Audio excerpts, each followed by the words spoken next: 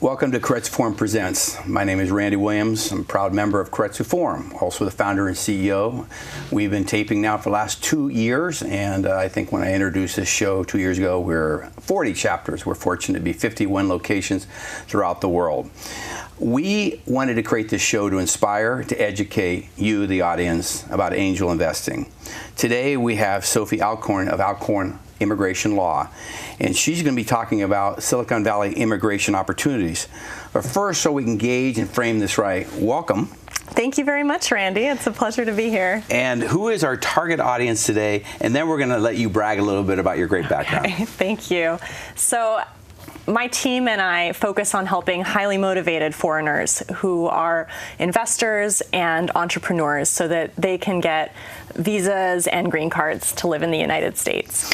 Okay, before the show started, I was picking on Sophie because she's so busy. Great firm. Husband works for Google. We're talking about balance of Silicon Valley. Balance throughout the world. It's real busy. You are so busy. But how do you balance all the things you're doing and also remain a great mother? Thank you. It's really hard. It's a daily struggle. I have so many balls in the air, but I think the key is that I'm doing what I love. Right. I was actually a stay-at-home mom for 4 years before I founded Alcorn Immigration Law, and just in over the last 2 years, now we have a team of 10 in Mountain View, and I find that growing a law firm from nothing to something is actually easier than being a stay-at-home mom to 2 little kids. Well, I know you have balance. We'll get you home to your kids sometime this evening. But what qualifies you to talk about this subject? So tell us a little bit about your background, and then also let's go into exactly what the topic is. Absolutely. So I'm the product of an immigration lawyer and an immigrant. My mom is from Germany, and my dad was her immigration lawyer in LA, and that's how they met. And I grew up admiring my dad and his work very deeply. And he has since passed away 2 years ago. But when I attended Stanford and studied international relations, I just felt this pull towards international and meeting people from different cultures and different backgrounds. And I actually fought law school and the idea of it being an immigration lawyer for a long time because I didn't want to do it just because I was copying my dad. I worked for him for a few years at his practice in Irvine, learned a lot. He was a wonderful mentor, and then decided to stay home when I had my kids. And since he passed away, it was a huge loss for me. But it has given me the opportunity to reevaluate what it is that I want to do and why. And I'm truly passionate about practicing this type of law. It's amazing to really affect people's lives in such a deep way. Well, here in the Valley and other parts of the world, you know, we care deeply about expertise. We care deeply about, obviously, if the person, a woman or man, can execute and do the job. Is there any storm clouds that people around the world that are coming to the Valley or traveling the United States should worry about? And is there any new rules in place? Are we trying to make it easier? Tell us what's going on. Tell us the landscape. Well, first of all, who knows what will happen after the presidential election? I have no idea what will happen if we have a Republican in the White House. If there's a Democrat, comprehensive immigration reform has been proposed as one thing on the agenda.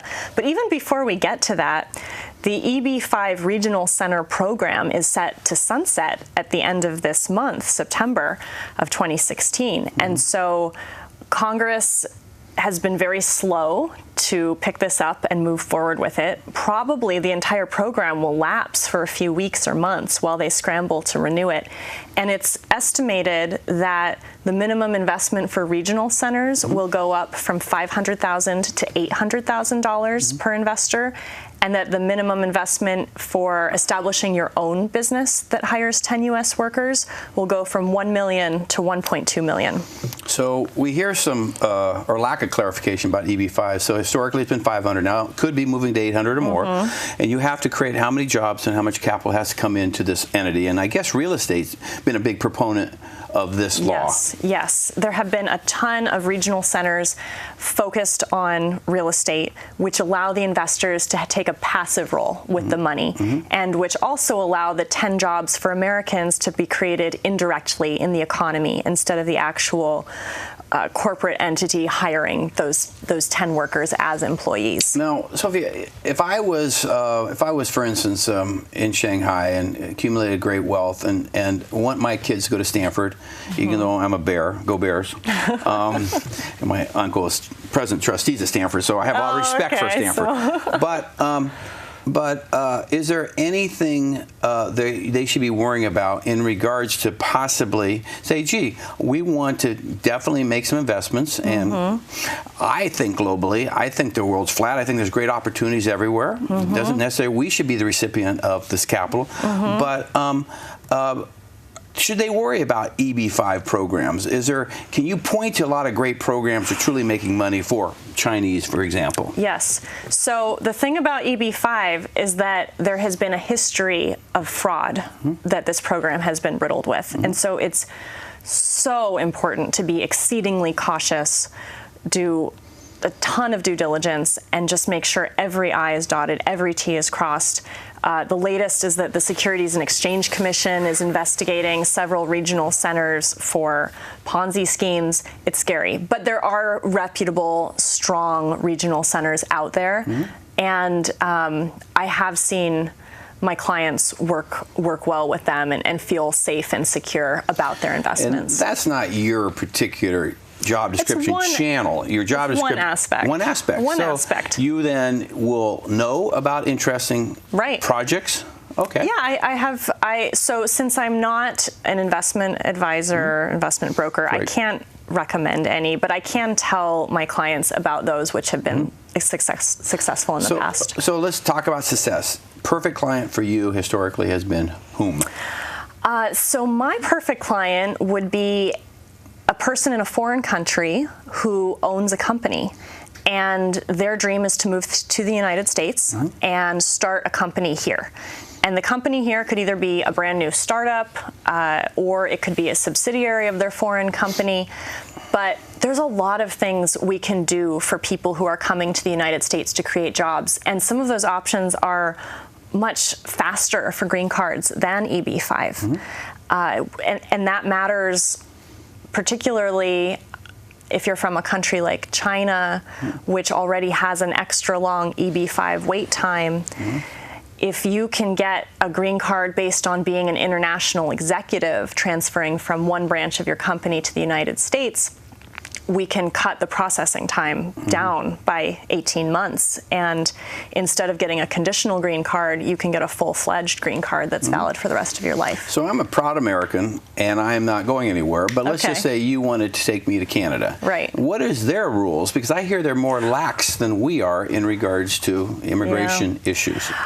I don't know. I don't practice Canadian law. I have heard the same thing, and I know that they are vying with Silicon Valley to attract startup founders as well. Well, so they're competing. They're competing. Good for them. So Congress, we need to change our immigration laws so that we can keep this talent coming to America. I mean, why shouldn't talent flock here? And the world's flat. You can also be here, but you can be other places in the world. And also, international entrepreneurial rule. Oh, this is very exciting. Yeah, so what's going on there? Okay, so this is a brand new proposal that's a regulation, and it would allow startup founders to be able to have parole in the United States, which is an immigration status. It's not a visa, but if the founder has received $100,000 in government grants or $345,000 from U.S.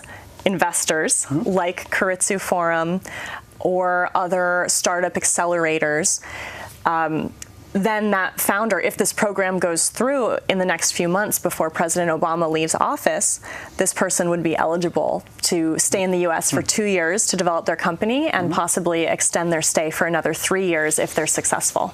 Well, we're funding companies globally, and we, again, have 51 locations throughout the world. But here, let's just talk about here. We're funding 25 to 35 companies a year here in Northern California. I don't think we've ever checked on immigration status. I think this should be a critical part of due diligence for every investor. Yes, so we learn something every time we do the show. Yes, we do. You don't want to give your money to somebody who could be deported. Absolutely. We, in fact, for you viewers that are listening to this, Keiretsu Forum has a due diligence booklet. It's over 400 pages long. It's how we think, how we do due diligence. So next month, you'll see addendum on this, how to vet. I'm happy to how to vet for you. Obviously the status of a CEO that's pitching to us. I think it's critical, and I know there are so many brilliant startup founders from all around the world who flock here, and some have been students at local universities, or they're here visiting, and they want to put their idea into action, and it's so hard for them sometimes. If they don't have capital, it's so hard to get valid immigration status. Now, before the show, you said you'll be traveling India, and then we've already teed you up to some of our chapter presidents over there. One of them is Denny in Bangalore. Yes. And so, fantastic individual. So what will be your hope when you're going to Bangalore? To talk to possibly people coming to America, or just to learn more? Or what's your reason for the trip? Well, I've never been to India, so I'm thrilled to go and have that experience. Organized chaos. And a good thing. Yes. And I'm excited to learn more about it. There are so many Indian immigrants in the Silicon Valley who are so accomplished and so brilliant. I'll probably be in Bangalore and Mumbai giving seminars to investors and entrepreneurs who are interested in learning about moving to the U.S. and Silicon Valley in particular. And since this will be my first trip, I just hope to go with eyes open and absorb what I can. Well, it's inspiring, it's chaotic, but it's very, very rewarding and educational. And we do have, obviously, a team that I think we've introduced you to in Mumbai. Very talented. Yes. So any questions about how we should interact in our companies we fund? How should we refer you opportunities? Or how does it work? How do we do business together? That would be great. I mean, anytime you're doing due diligence and there's a question about the founder's immigration status, let me know. I can look into that. I specialize in creative problem solving legally to help people straighten this out. So we'll pick on your husband for a moment, who is a software engineer at Google. Yes. How does Google feel about, obviously, their great talent pool there? They have to protect those, obviously, colleagues from India or China, from around the world. How do they do it? Well, I don't represent Google, but I know they have a huge immigration team working on their staff, and they sponsor people for visas and green cards all the time. They have a lot of people on O's for extraordinary ability. These are the people who are brilliant at the very top of their field in the world. So we hope today's show gave you some valuable insight. Sophie, how do they get a hold of you? Just email you? Sure. Well, I have a website. It's alcornimmigrationlaw.com, and our phone number and email are on there. And also I have a lot of my own YouTube videos. Right. Like you do. And I'm very proud. 60% of our leadership throughout the world at Keiretsu is women, so I like to have women guests. Also, if you received intrigue or inspiration from this program, please look at Keiretsu Forum Presents on YouTube. I think this is our 10th program, and if you have content that you like to share on Keiretsu Forum or Keiretsu Forum Presents, please email us. So thank you so much for watching.